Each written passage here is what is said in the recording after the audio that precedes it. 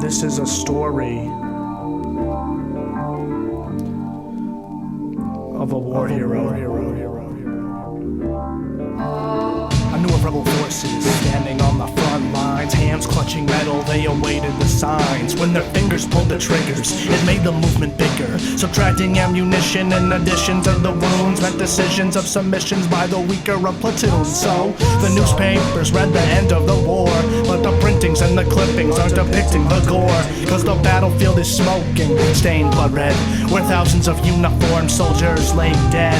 As Private O'Connell sits on a plane back to the States, he takes a deep breath, exhales and debates what life will be like once he's back at home with the mother and the sister that had always consoled him through dark days and his father's sudden death. Father of mine, inked on his shoulder, pay his respects. He lies awake most nights and stares at the clock. Tick-tock, the second hand reloads like a Glock.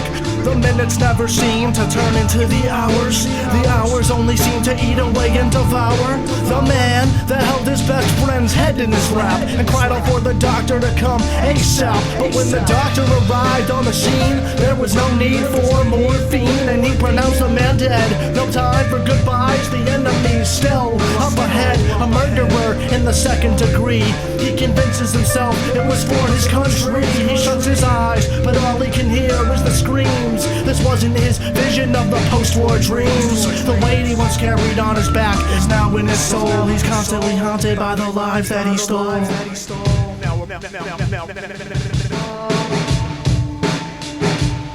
Vice President, Mr. Speaker, members of the Senate, the House of Representatives,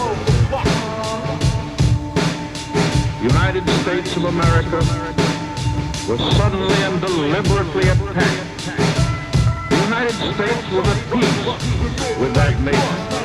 The attack was deliberately planned many days or even weeks ago. The attack yesterday has caused severe damage. I regret to tell you that very many American lives have been lost.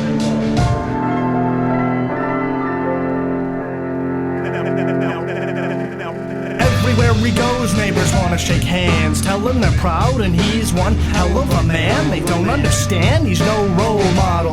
Nights he drowns in a bottle. He gets sicker from the liquor, but it eases the stress and the mess that's become of his head. So instead of himself in the mirror, it's quite clear, a monster staring back into his eyes. He's paralyzed from the waist down, half deaf from the sounds of the ammo, the camo, and military salutes. Replaced his old friends who used to shoot hoops. See, he used to shoot the baskets, then he shot a gun, his trigger finger itching to pull one more. So he opens a door, then opens a drawer where there is a box that he unlocks to reveal a handgun. Tick-tock, the clock faster, now the second hand runs. It sprints, he's convinced the clock on the wall holds no power at all. The time to think it was up. He pours a drink in a cup and signs a note by his bed. Then he lifted the gun up to his head, and all he could feel was the steel against skin. Then he took 2 shots, but only one was of gin.